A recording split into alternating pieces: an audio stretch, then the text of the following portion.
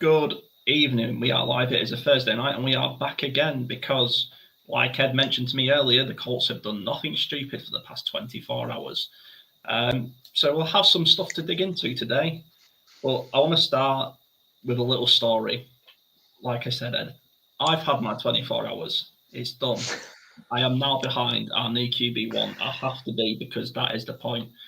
I want to start with a story of I don't force them into every episode, but a little English football club called Arsenal FC. Yeah. Uh, a small underdog club who barely have any money now. I'm joking, we're quite rich and well off. We bought a player last year at the name of Mikel Merino. Now, not many people will know Mikel Merino, and the narrative at the time was, is this the right player? And essentially, have we got this wrong? What it turned out was just nobody in the world, not even himself, knew he was a better number 9 and a better centre midfielder. So that's where I'm going with Danny Jones. How do you feel at the minute? What if Daniel Jones can play centre forward for Arsenal? Or Yeah. Yeah, no, it is what it is. I think we made that point on Tuesday. We both had a bit of a moan about it, but except that very much Daniel Jones has won the job. He's come in. He's been asked to compete.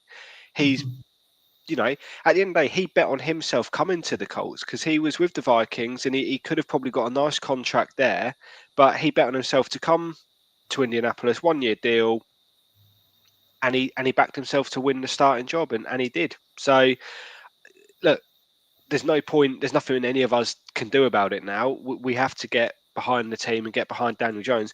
I do think it makes week one. I mean, week one should always be a must win, but do you know what I mean? Like, I think Shane needs a win, doesn't he? Because he's really, really put his bollocks on the line with this decision. So yeah, let's just see what happens. I'm kind of in a way pleased that it's done, so we don't have to. I mean, you're always going to talk about your quarterback, but do you know what I mean? Like, it's been constant, hasn't it? Like, is Richardson going to get the job? Is Richardson healthy? Is Richardson improving? If he can do this, well, it's done now. Daniel Jones is our QB. Let's just crack on and go from there. Obviously, Nathan will be joining us imminently. Be good to hear his view because we've not had his sort of take on the situation yet. So it'll be nice to hear what he has to say. But no, Daniel Jones is QB1 for 2025. Is he going to lead us to the playoffs?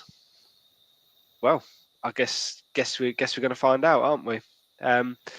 But yeah, I'm kind of just almost not over it, but just glad it's kind of done and we know where we stand. And yeah, let's just get on with it now. We're not going to see any of them play Saturday, are we, against Cincinnati? It's going to be a full half hour of Riley Leonard doing mad bastard things and then Jason Bean slinging it. So don't know if I'm going to watch that yet, but we'll see. One sec. Yeah. No, it's just having technical trouble. So I'm gonna say I'm gonna try and sort this out, but I'm also gonna say from Shane's. Yeah. Good Nathan start to the can't get show. in. Yeah. Yeah, Nathan can't get in. One sec. Ed, do you mind just talking maybe a bit about what you see? Have you got a quick projection for this season? Now we do have an official QB1 while I try to sort this out. Yeah, no, absolutely. Yeah, 100%. I think it's like I just said, now Daniel Jones is in, he's got the job. We know that he's going to be the QB. It's now just time to get on with sort of planning for the season again to a certain extent.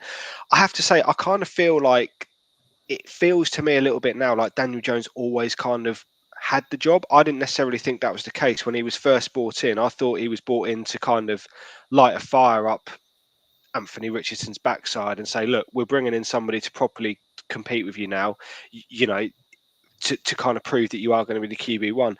From everything that's come out, sort of reading over the last sort of 48 hours, it seems almost like Daniel Jones was brought in and it was almost like it was his job to lose, which I find quite interesting.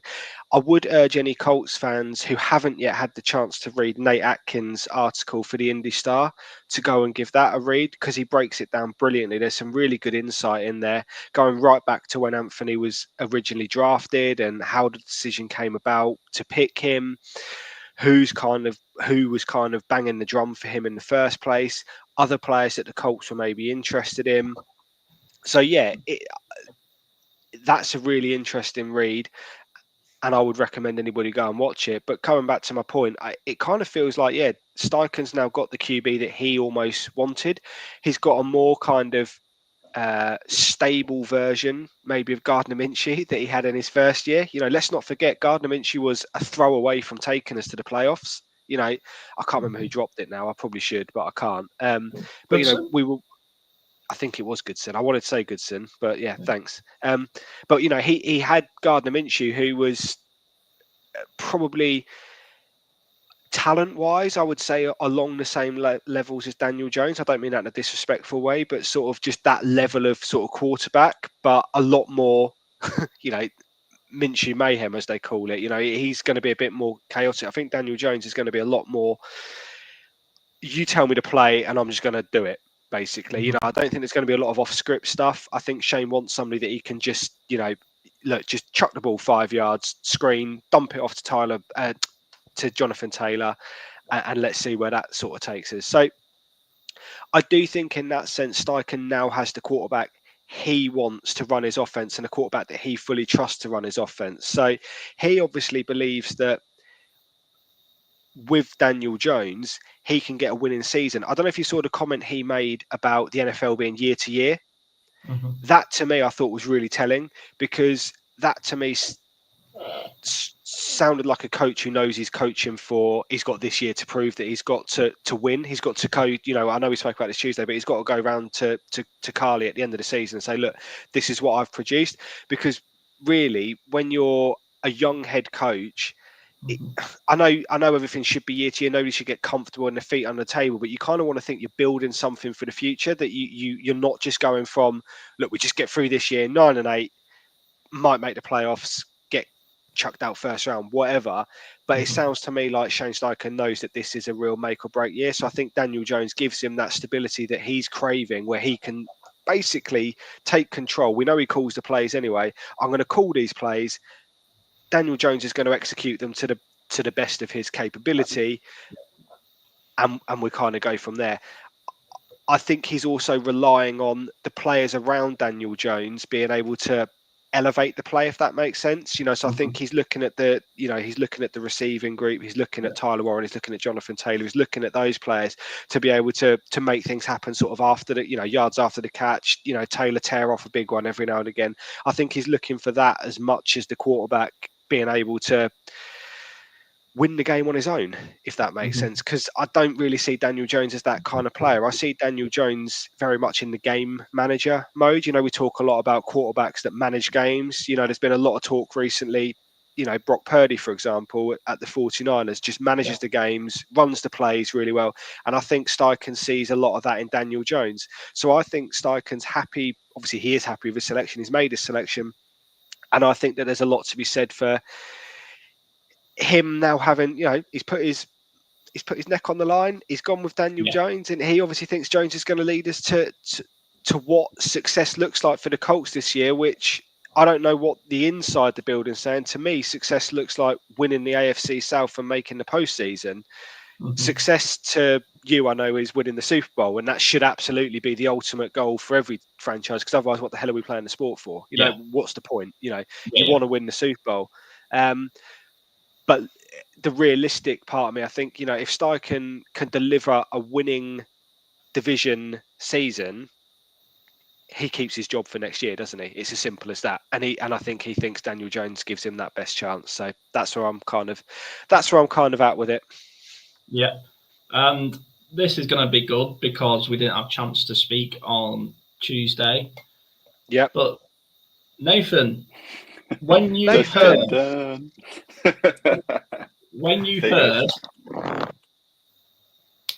our new quarterback wasn't the guy for the future, and was just some randomer from New York.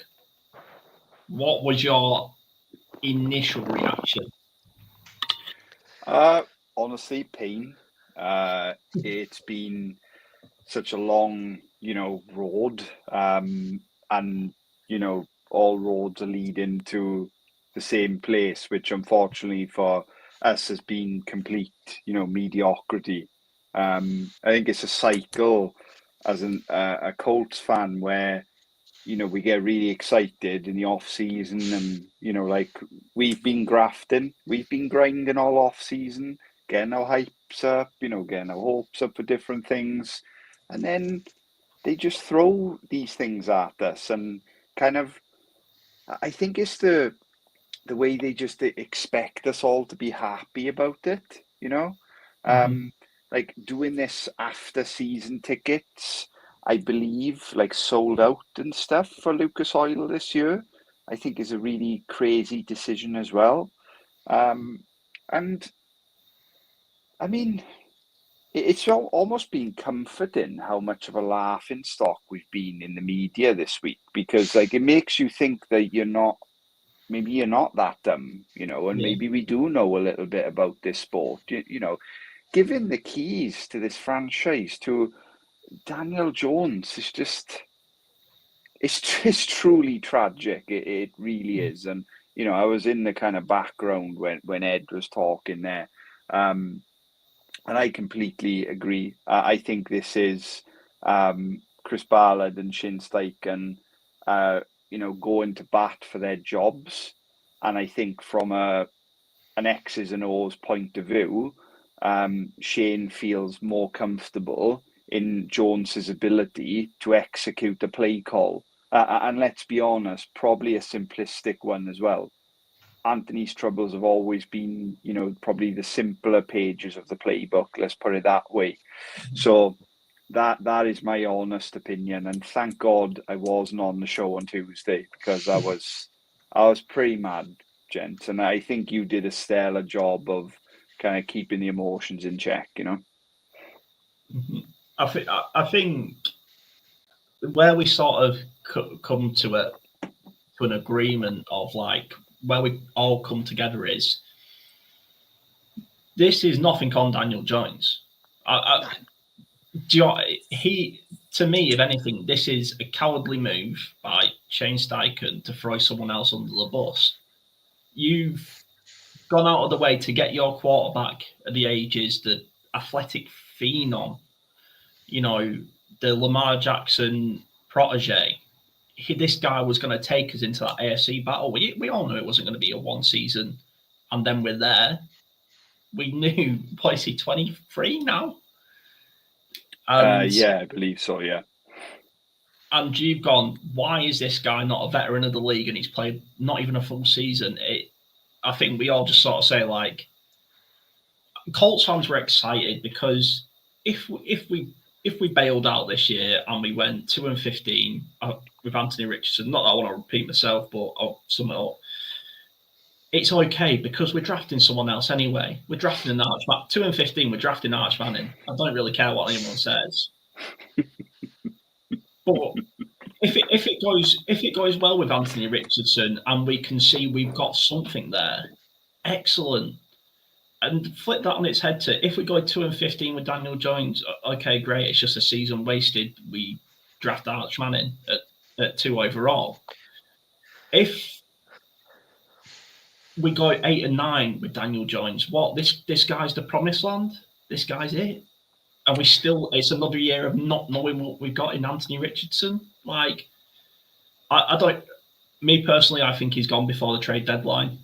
I even think he's gone before week 3, I would say. I'd be gone if I was in. I'd be ringing everyone. But yeah, any other thoughts before we sort of try and move on from this?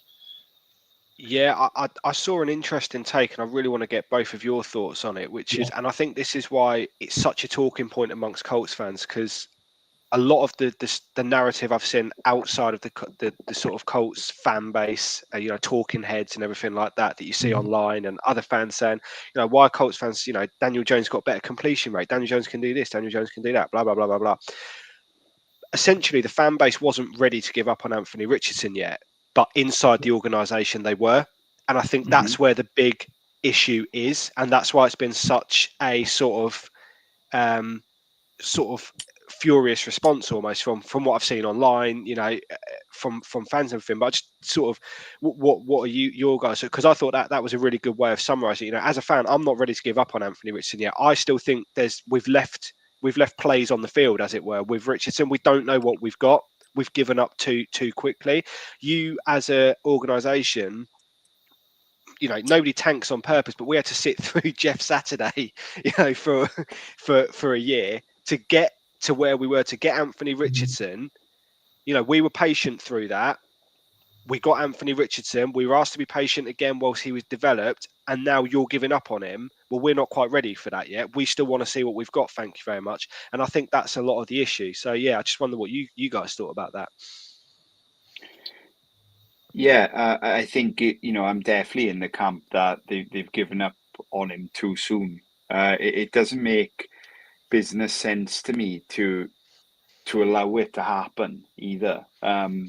It's not as if we are a team that's decorated in success recently, and many people are going to and already have compared us to the Minnesota Vikings, and is Jones the next Darnold and so on. I mean, we're not. I think we're leagues apart, and even now we're coached. Shane Steichen probably doesn't enter my top 10 offensive play callers right now. He's proved nothing. And I've gone to bat for the guy for 2 years on YouTube. People can pull the receipts up, Yeah. But he's just showing how much of a coward he is. I want to go back to one of Harrison's earlier points, and I try to cover it in the piece I wrote for us. Like, the terrifying thing for me is us either being 1 game away or 2 games away, because we could literally end up with a pick between, let's say, 13 and 16, right? If we're in that range, 17 worst case scenario, we're not getting Lenoris Sellers, Cade Klubnik, Drew Alla. We're not getting those at 17. Like, we've got to, you're potentially handing the keys over to a new GM and a new head coach, and immediately trading away assets just to get up there. All for what? And I don't know how I'm going to be able genuinely to live with this decision if he gets paid a big contract. Yeah. The guy, like, I know we're being respectful, and we're trying to not kind of go in on a guy, but this is no different to when the Texans gave the franchise to Davis Mills. It's no different. It's negligent, but we now we know why they did that, because they were pretty much in place to get the first overall pick and ended up with CJ Stroud anyway. This is a tragic state of affairs, and Ed, I think you're spot on, mate. There's quite clearly Ballard and Steichen have given up on this guy to throw him on the bench again to a guy who has won 24 games in 6 years. It can't really be more clear than that for me. That's my opinion on it. And I think for me, it's a betrayal of trust, and to the fans and the community of Indianapolis, because I know we harp on and we joke a lot about me shoehorning Arsenal, but my current manager, we had protests to get Stan Kroenke out, our owner, Stan Kroenke, who also owns the Rams, because there was no trust there.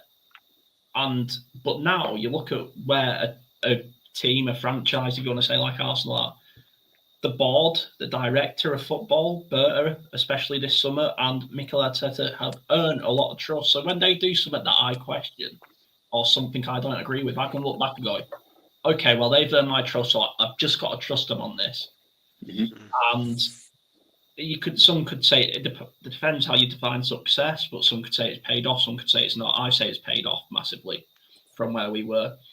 Chris Ballard earned a lot of trust from me with the Quentin Nelson draft.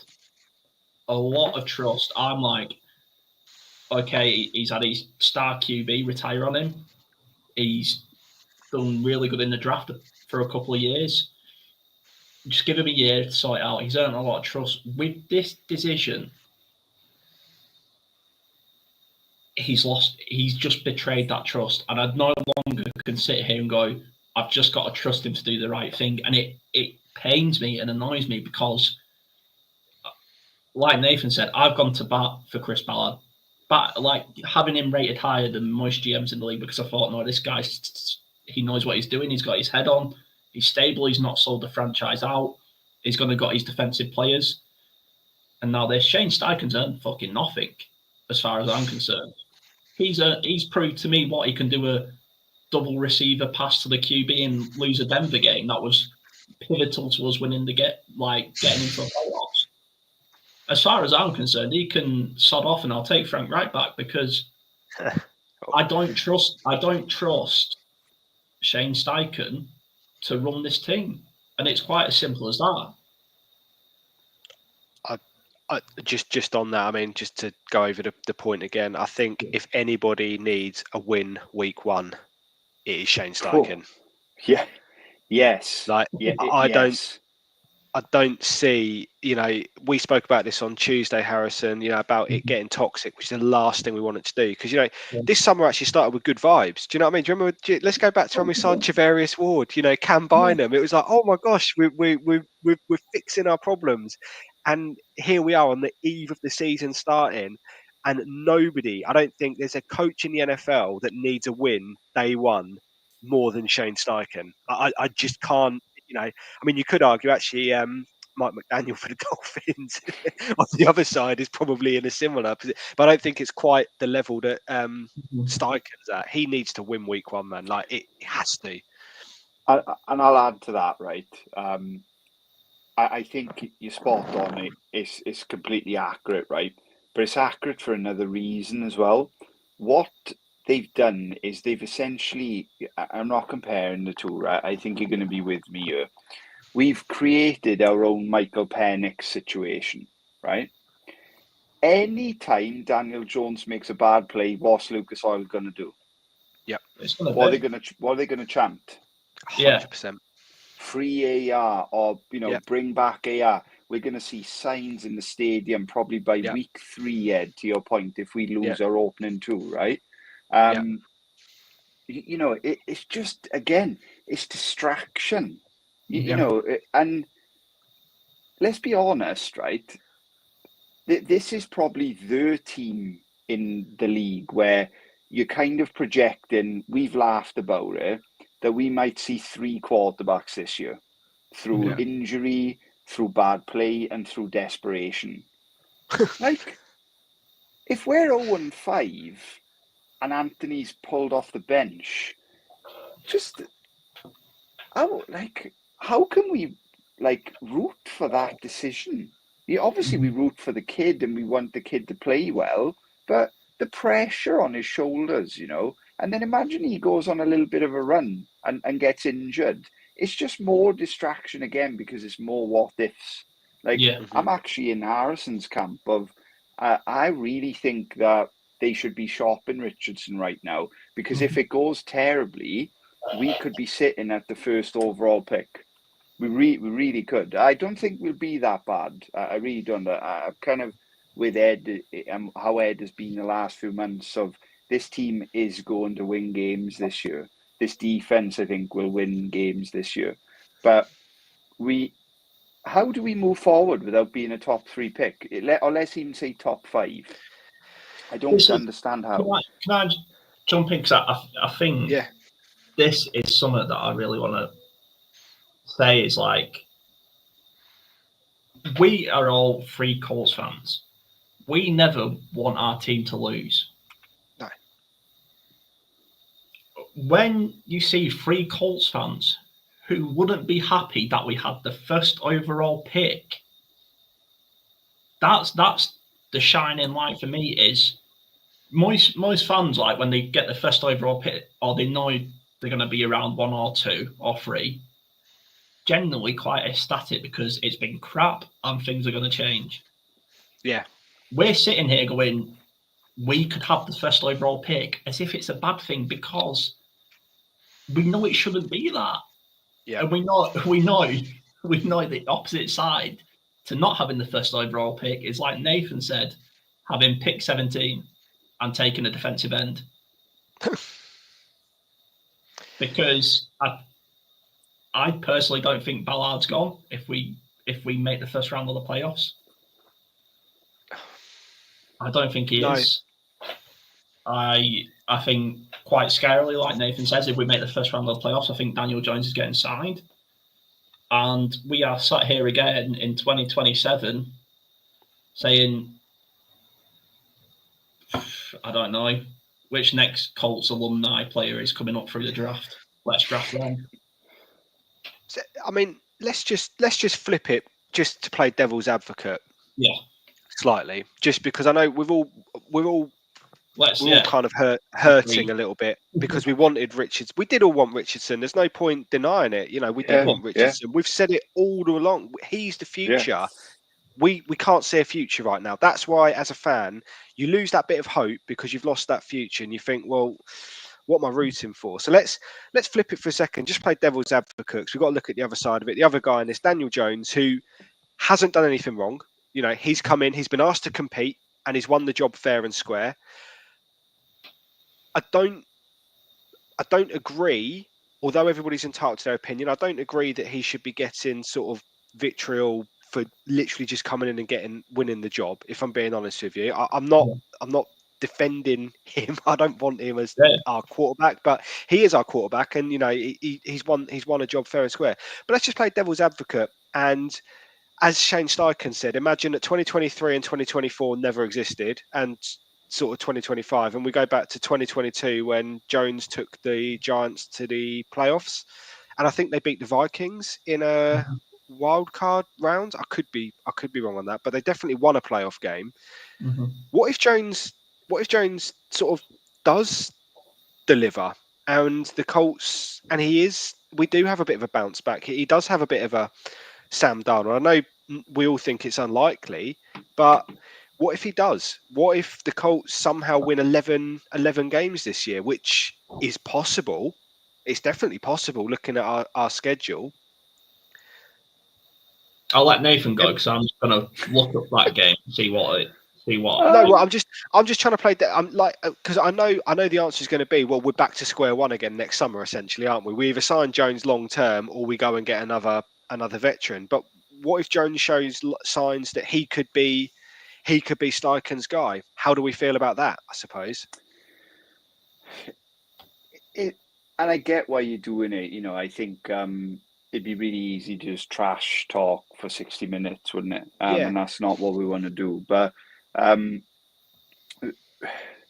for me, it's just a different kind of discussion, right? Because right now we're having a £15 million discussion, and we're having we assume that, you know, somebody else is taking the reins next year, both at quarterback and in other areas.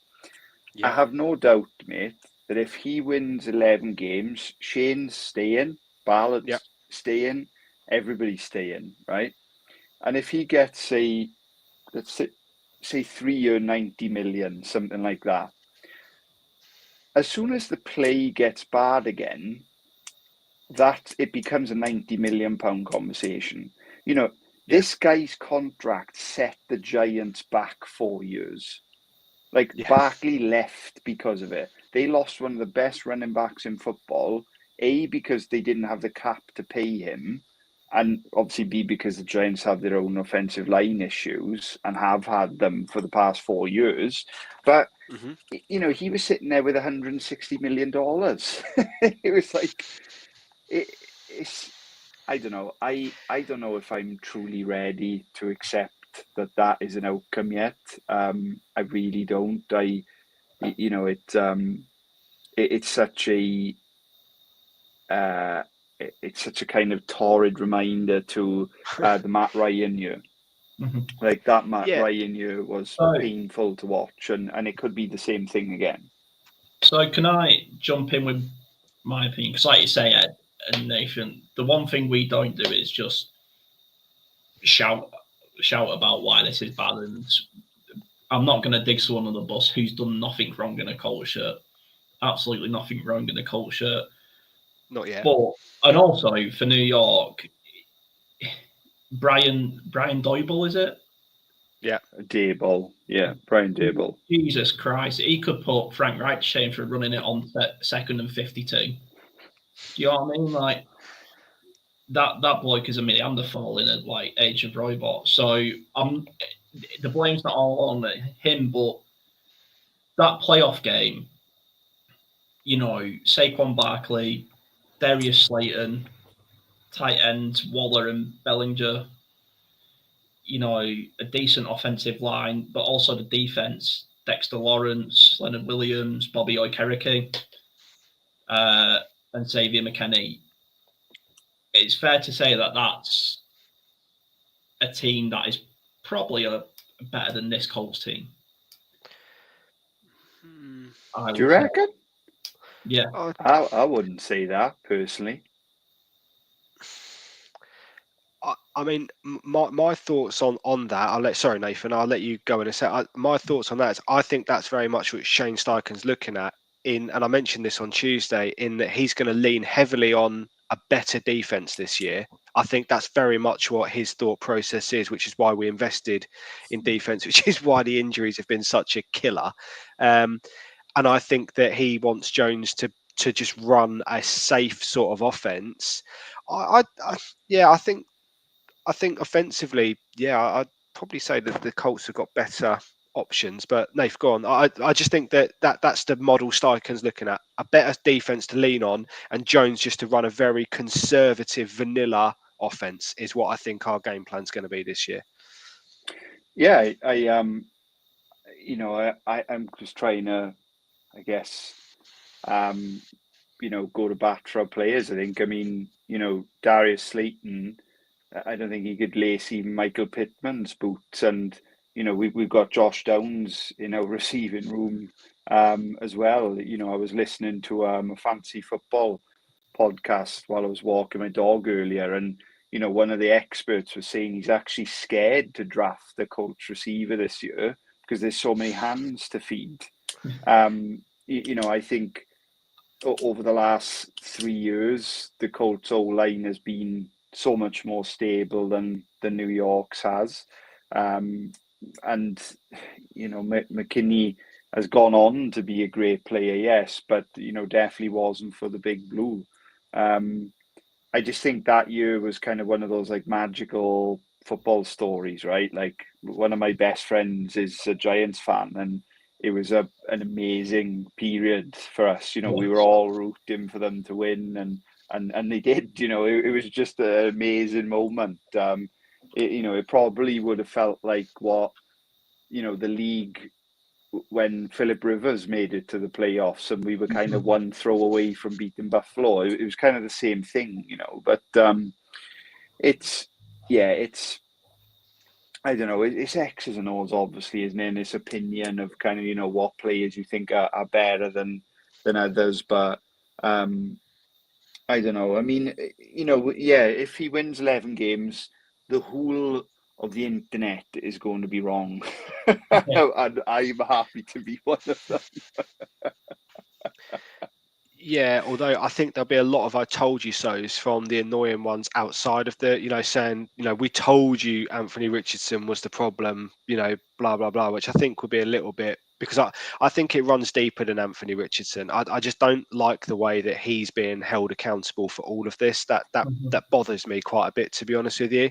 It's go on, Nath. Do you know someone else who needs to get sacked as well, right? Is Cam Turner. the Colts quarterback coach. I don't know if any of you guys have seen his interview today. No. With James Boyd, yeah. Yeah, he's asked about like, you know, what impact he's had on Anthony, and you know, could he have done anything more? And he sits there and goes, "No, I don't think I could have done anything more." Like as if he's some sort of prodigal coach who, you know, As if he's Andrew Luck. yeah, exactly. You know, it's like you know, the Bruce Arians to Luck type of thing. Yeah. You know, I thought like, who are you? You were involved in the early years of Kyler Murray. Again, this is an episode for next year's off season, but I'm terrified that the Colts make a move for Murray in free agency next year. And you know, you've ultimately failed a 21-year-old kid from Florida Gators. Like, sack the guy. What's he there for? What are we paying him money for? I think this is, so my last bit on this is the big annoyance with me is there is no accountability from, you know, I mean, I don't even want to know how Anthony's feeling or what he's thinking, because it's not fair to put that on a youngster, a young adult, to try and fix a fucking broken franchise. But no accountability from Shane Steichen. He's just turned around and said, "No, I couldn't have done any more." Like you say, I don't even know. We had a quarterback coach called Cam Turner, to be honest, has said, "No, I couldn't have done anything." I'm sorry, that's your job.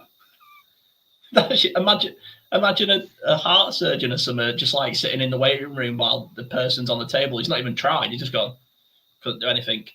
Sorry, he smoked for 10 years. I couldn't do anything. Like, what do you mean? Yeah. But yeah, last part of this, because I do want to move on. But I think just to end my opinion on it, and you said play devil's advocate, I would rather, like I say, to me, Ed, you brung up the perfect player. I'd rather have Jameis Winston in there and have some fucking fun. I would rather have some good vibes, go 30 and 30, like I say. Gardner Minshew, right? Gardner Minshew was a menace. He couldn't play football. The guy's a mentalist. The guy's sprinting around and throwing it to Josh Downs for a 4-yard gain. Like, the bloke's an absolute mentalist, but it was fun. It was enjoyment. It was what football is, not, oh, well, we got a 3-yard gain and we averaged 3 yards a play for 10 straight drives and we lost the game again. And it's like I can just see it next year. Chris Ballard sat there, 8 and 9. He's got some yogurt in his cup and he's going, "It was there, man. It was just there. Oh, man, injuries. Oh, it was just there." And I'm just like, I don't know what to say anymore. So that's it. That's the last bit from me, I promise.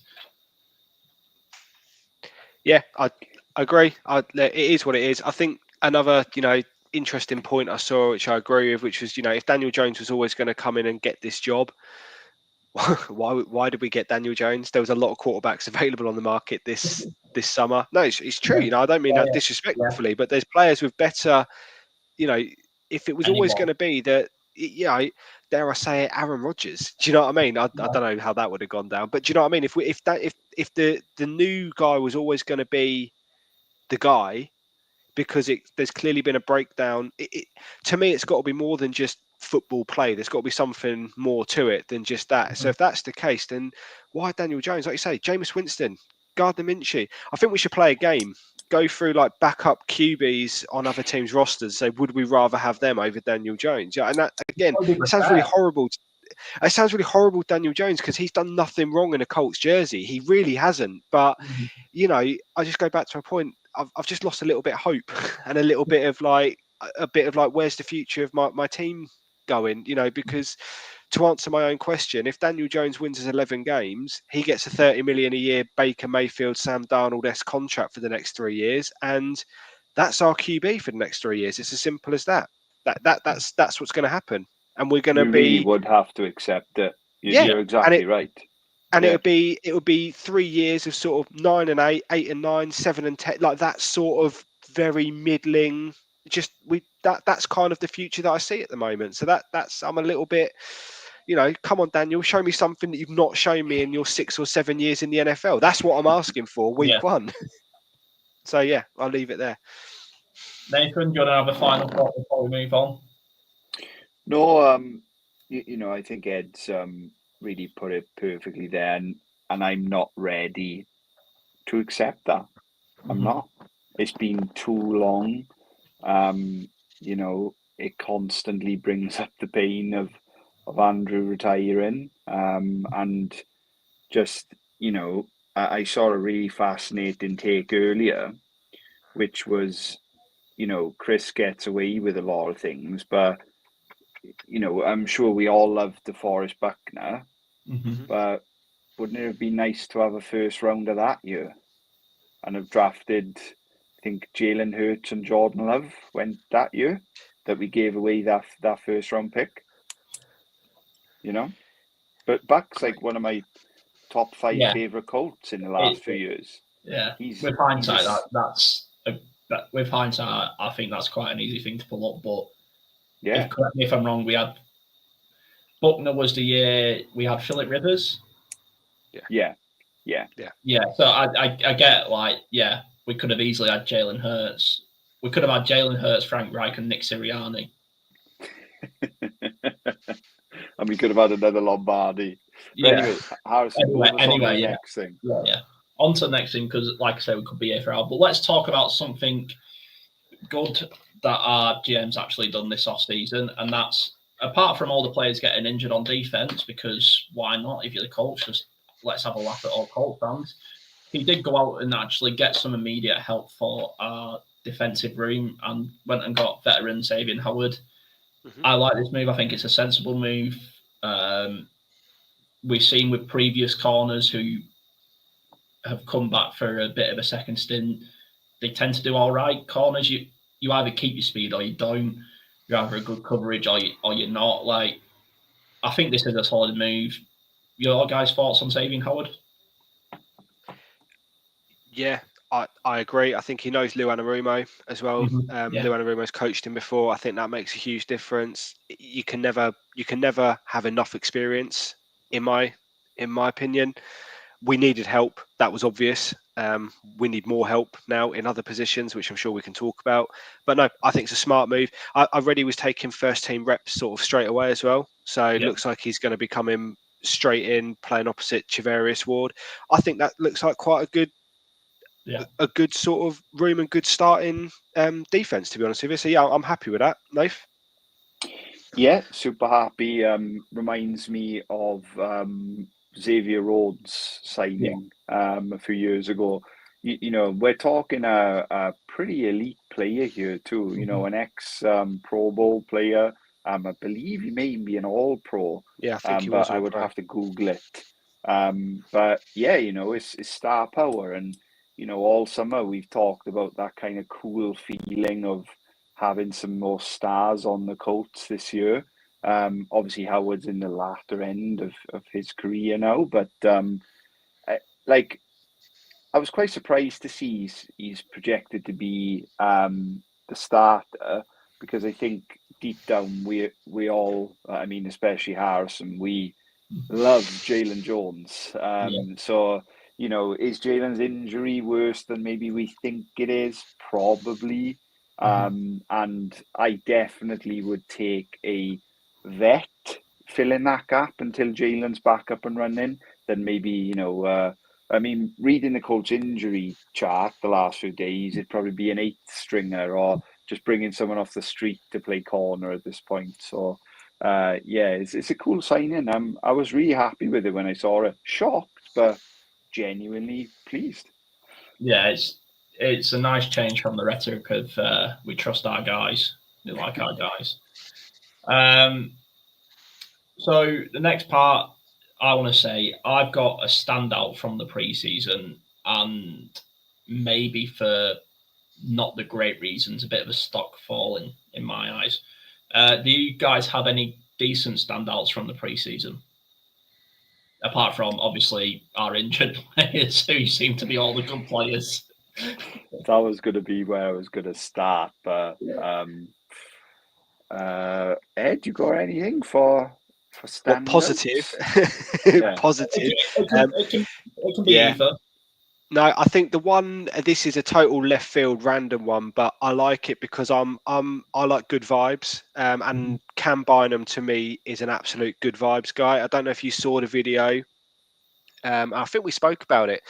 It was a few weeks ago now when Shane Steichen threw a pass himself and Bynum intercepted it, took it back to the end zone, and then led the team in like that sort of viral aura farming dance. I don't know if you've Yeah. seen this video, I but have not. I like that. I like that kind of good vibes, and that's something that stuck out to me because I thought to myself then, Cam Bynum, top football player, but also good, like a good locker room presence. Do you know what I mean? Again, you can never have too many. We spoke about it last year with the way that our locker room maybe had a few issues. Pat McAfee may have said one or two things. I don't know if you guys remember. It got a bit toxic, didn't it, last year?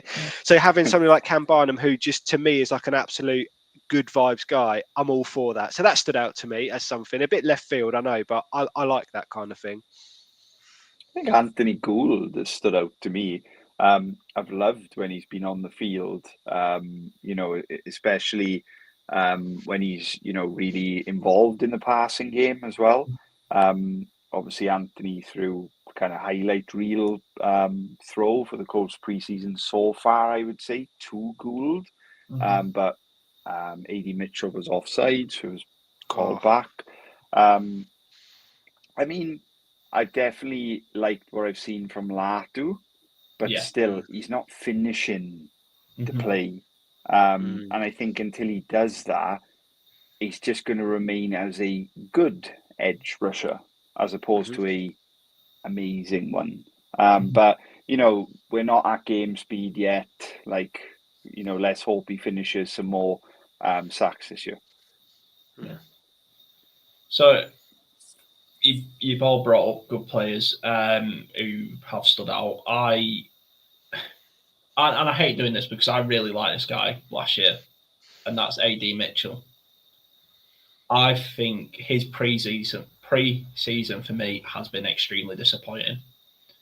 For someone who needs to prove it this year, because if you don't prove it this year, you were bought in to compete with Alec Pierce. If you don't prove it this year, say hello to third string and special teams. Because, like I say, we got Josh Downs, Mike Pittman, Alec Pierce, Tyler Warren. Gold's had a good preseason. I'm sorry, mate. It's like the Colts have to start running as a business and not as a like, oh well, yeah, okay, maybe next year. Because I'm sorry, you just proved it's not about development anymore. You just said it's about results and not performance. So, and like I say, this I don't want to he's not the worst player ever. He can make plays, and what annoys me, the mistakes he's still making are still the same mistakes that he got criticised for last season. I think AD is kind of a capitalizing prospect. Like, you can literally find media outlets who define him as having this kind of talent that's like, I'm not even exaggerating, would put him like a top 5 receiver in the league. Yeah. That's the kind of metrics that this guy has. And you really just Google it, right? You'll find many podcasts that are saying that that's happening. AD almost every single day coming out of practice was getting just the spotlight, right? Like cooking receivers, cooked Wiggins from Baltimore. Wiggins was scared of him, apparently, kept like DPIing him and holding him and stuff. In the Packers game, the commentator was alluding to the fact of how much AD Mitchell was getting held, and they just weren't calling it. I think defensive backs are generally scared of the guy, but then, you're kind of just waiting for, that performance, aren't you? Or even that play that makes you think like, oh, here's AD.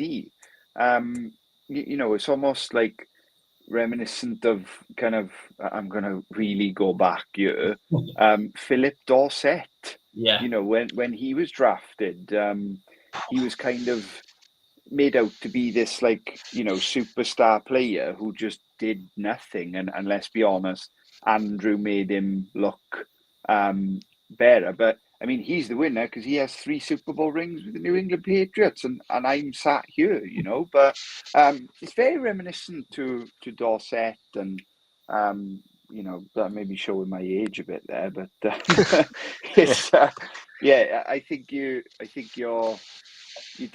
definitely hitting like the reality nail on the head. For me, with AD, like, it's kind of really interesting to think that we have someone like that on our roster who could get to those heights, and just so far isn't. I want to say, because like I'm not out on AD Mitchell, because I see the talent, and obviously one of the coaching staff I do trust in Indianapolis is Reggie. Because funnily enough, he's done enough to earn my trust over the years as an Indianapolis Colt, as a coach and a player. But I just think when he got caught offside for that play, to me it spoke of, it doesn't matter, it's preseason. And I'm like, brother, you didn't have a good enough year last year to be acting like that. Yeah. You know. And that I think the most annoying thing is, I know he's better than what he's shown so far, and I think I'm just sick of going to bat and then I get proved wrong. I go to bat for these guys and it's proved wrong. Like Nathan said, Dorset is an example, Moncrief another example, Paris Campbell another example. I'm just, you were brought in to be the deep threat beater. Whether that was a bit of unsportsmanlike conduct with the front office and Alec Pierce saying, okay, we'll just get another one, maybe, but like I say, I need to see something from him this year that isn't, or if he just caught that, if he had just caught that, or if he just stays on side, and unfortunately AD is not the wide receiver for Danny Dimes. I think AD Mitchell, I think he has been really good in camp. I think he needs it to translate to games. I think it was yourself, Nathan, that said about Latu just not finishing. Like, you can see it's there. I'd put AD Mitchell in a sort of diet version of that. As in, I agree. Yeah. The talent's there. You can see it on the training field. Like I say, he caused a massive riot with the Ravens, didn't he? With Wiggins. Wiggins in the end just lost his mind with him, and it started a massive punch up. But that needs to translate on the field. Last year, he was open a lot, but there were question marks about his kind of maybe physicality and wanting to go and get the ball. And that's what he kind of, you can't do that at a top level in the NFL. And on the Alec Pierce bit, it's a contract year for Alec Pierce. I think the Colts need AD Mitchell to step up, because otherwise Alec Pierce is going to get paid. Do you know what I mean? Like I think Alec Pierce deserves to get paid anyway, but I want that to be with the Colts, obviously. But if AD Mitchell develops into the player that we know he can be, then it takes the pressure off whether, Pierce needs, it takes that pressure off the Pierce contract, doesn't it? Yeah, I think you've actually summed it up better for me there, where it's not, there's so many players like this, right? Not just in NFL, in all sports. How many times he's amazing in training, flawless in training, great to have in the locker room. But then you get him on the pitch and it's... Yeah, he needs to translate. He needs to do it on the pitch. I think that's what I'm trying to say. Like, you need to now translate your talent onto game day, because when I see in the preseason you get caught offside and it's no big deal, that's the easiest penalty not to be called for. That's like the player looking across. That's poor. Yeah. You're looking across at the linesman and you get caught offside. That's just poor discipline. But like I say, not out. But this to me, I need to see a big year from him. 100%. Especially because last year he didn't. Being realistic, being fair to him, he had inconsistent quarterbacks like everyone. But he didn't have a great year. But enough of that. I could also talk about how frustrated Quentin Nelson is, and I wouldn't be surprised if he wanted to go and find a contender. I really wouldn't blame him. But let's talk about our new section on the show. we have all chosen, because it's probably about the right time now, we know Danny Dimes is QB1, to follow a prospect for the 2026 NFL draft, a quarterback. Now, I'm going to clarify, my quarterback doesn't technically have to declare for this year's draft, especially with how strong this quarterback class is looking. So, but the chances are, I think he's redshirted a year. I'm a novice to college football, so excuse any inaccuracies, but I think he's redshirted a year, so he can declare. So it's up to him more than it's either yes or no. So, but I'll let one of you guys go first for your quarterback choice. Come on, Ed, Nathan. I know how. No, Nathan, you go, because I know how. You go first. I know how excited you are about your quarterback prospect. So I'm going to let you go. So I am very excited for who I'm prospecting. I was very quick to claim this guy from the team, and I thank you boys for letting me do it. You all know how high I am on this guy. I'm watching the new documentary on the SEC has made my hopes and dreams go even higher.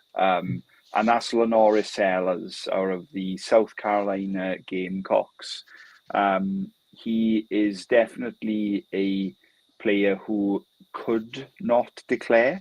I think if South Carolina are knocking on the door again, like they were last season, it could be very similar to sort of the Garrett Nussmeier scenario with LSU of it's natty or nothing. And maybe he stays in college another year. But, I look at Sellers as kind of just being ready-made for the NFL, especially the AFC. Dual threat QB, he's got a mean arm, and I genuinely can't wait to tune in on Saturdays and write up some reports on the guy. I'm really, really excited. It's going to make watching Danny Dimes a little bit easier. And I might be a little bit cheeky after Ed goes and after you go, Harrison, and potentially claim a second one, but I'll hand over to Ed to talk us through his. Okay. I've been going backwards and forwards on who I wanted to pick. The obvious one, and I think we've all stayed away from him, is Arch, because I think that's the obvious one to go with, and I thought that'd be a little bit too on the nose.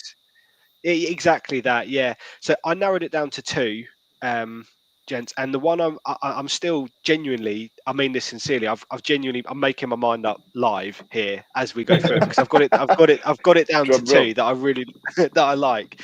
So one is Drew Aller at Penn State, and I think there's an obvious connection there with him. Obviously, he spent the year chucking the ball to our new hero, Sir Tyler Warren himself, and he looks like he's got all of the attributes to be a super quarterback. He's got the height, he's got the weight, he's got the arm strength. I think he's got everything going for him in terms of NFL sort of attributes. The other one is Garrett Nussmeier at LSU. Now, again, I've been watching the SEC documentary, Nathan, which may have swayed my mind ever so slightly back towards Nussmeier, because he has declared and he's going back for the national championship. He is all in on that national championship. Not quite as big as Drew Aller, has got a lot more experience, which after the Anthony Richardson scenario, I know we weren't going to mention that again, but after the lack of college experience, I do like the fact that Nussmeier's done a couple of years. And I don't know if you guys are aware, but LSU were pretty good at churning out sort of NFL ready quarterbacks. Can't think of any off the top of my head, but there's been a couple in recent years, haven't there, that have come out of there. So with that in mind, I think I'm going to have to go with Garrett Nussmeier. He's going to be the guy, and because I just love watching the SEC, I just think if you're going to watch college football, I think the SEC is the conference you need to watch, because every game is an absolute battle. And if you haven't checked out the documentary on Netflix, I would 100% recommend that as well. And the icing on the cake and the final decision is, I think LSU will be playing South Carolina this year. So me and Nathan have another reason to. We could do a live watch or something. We could absolutely, awesome. They'll be against each other in the same conference. So that has tipped it over the edge. I'm going with Garrett Nussmeier. He is going to be Colts QB1 in 2026, and I think he's definitely declaring next year. I don't think he hasn't got any more years of eligibility left in college football, so he will definitely be in the draft. Yeah. Excellent. So when we started this, like I say, the only college football experience I have is trying to find a team and failing massively because I don't like anything. And playing the NCAA game on PlayStation, which is quite interesting. Like I say, it's quite fun. But I didn't really know where to go. Like I said, I didn't want to do Archmanning because he's been done to death, and I don't know enough about football really to question Archmanning. But I'm going to sell this guy to you two now, and hopefully the rest of Colts Nation as a bit of an underdog. But let's just start with the gambling allegations against my quarterback of choice. He's been, from what I've read, he's been cleared of this, and it was just him and his mates dicking around like you do as a young adult. But have any of you two ever wondered what a love child between Anthony Richardson and Daniel Dimes would look like? Because that lady, not until just now. You got me intrigued now, man. That, ladies and gentlemen, is John Mattia of the Oklahoma Sooners. I'm doing a little bit of a disservice to him. I really am. But if you look at the positives, so I was just reading his draft profile. Strong arm, good on the run. Tell me when this sounds familiar. Strong arm, good on the run. Can really throw it in there fast. His weaknesses, inaccuracies, and can make bad decisions. Sounds like Anthony Richardson. But I was going to say, who's that sound like? Yeah. Yeah. So, no, I really do like I say, I know nothing. I wanted to find someone who I wasn't particularly familiar with. And yeah, to me, this is it. This is the guy. Nice. He was playing at Washington State last year, previously in his career. And I think the best way to sum him up, he was sort of playing below his skill level. So now he's joined Oklahoma, and this is a real sort of boom or bust year for him. He either does amazingly with Oklahoma and becomes a first round pick for a team, or it doesn't go to plan and he stays in college next year, or he's a 6th round pick. So I'm doing what the Colts always do, and that's choosing almighty upside and then not sticking with it. That's where Penix was at Washington State, wasn't he? That's he took them to the national championship. Yeah. Yeah. So from his comparisons, he was Cam Ward's understudy, and boo. Sorry, yeah, just getting ready for the new season. And people have been saying like there's parallels in the gameplay, and he's followed his coach to Oklahoma. Brian Arbuckle. So a lot more to come on him. Like I say, nice. Please don't ignore the inaccuracies because I'm a complete novice at college football, but I can't wait for the Sooners to go and win the Natty. They've got a 13% chance like the Sooners. Gentlemen, do you have anything? As in any hope left for this season? No, I'm gonna check. Interestingly, the second guy I wanted to potentially try and cover was Drew Alla. Okay. And it's purely stemmed from how much I've been thinking about where we might end up in next year's draft. And, we might not be in a position to take an Arch if he declares, I don't think he's going to declare, but, a Sellers, a Nussmeier, a Klubnik, they could all be gone. And I think, I looked at, again, the true reality of a Colts fan. On my train home yesterday, I was looking at Mel Kiper's first mock draft for 2026. Season hadn't even started yet. And he had us taking Drew Alla at 9 overall. So I was like, okay. I asked the guest we had on, College. earlier in the year, who's going to be coming back on again. Really, really stoked for when he comes back on. If he thought Allah was boom or bust, because that's kind of the opinion that you get online. So if I have the time, I will definitely. I'll be watching Penn State highlights anyway, but Sellers is the guy I'm going to be trying to, create content for the show on. Whereas Allah's pretty intriguing for me. Yeah, But I hey, think that's interesting. It's a new segment We both of the had show. Yep. It's going to be a really interesting part of the season for us, I think. Yeah. 100%. Ed, anything else? No, I just think it's interesting that both myself and Nathan obviously went down the same sort of path with Drew Aller as the potential QB, but both decided that the Colts are going to suck enough to be able to get Nussmeier or a Norris Sellers next year. No, I'm joking. I'm looking forward to this. I think this is going to be a really fun segment to the show to bring a bit of college football, which is great fun. College football. So yeah, looking forward to it. So we've been going an hour and 5 now. Jesus, that is a long time. Really? Has it been that long? Wow. Yeah. It's been a fast one. And that's how long every Indianapolis Colts offensive drive is going to feel this year. Thank you, everyone, for joining. If you want to actually get analytical reaction to the Daniel Jones, go and read Nathan's column. The link is in the description below. If you're listening to this or watching this later on future, just comment, subscribe, tell us why we're wrong. If you're a Daniel Jones fan, like I say, Danny Dimes has done nothing wrong to me. So join us when we watch the true quarterback battle after Riley Leonard faces off against Jason Bean. See you all later.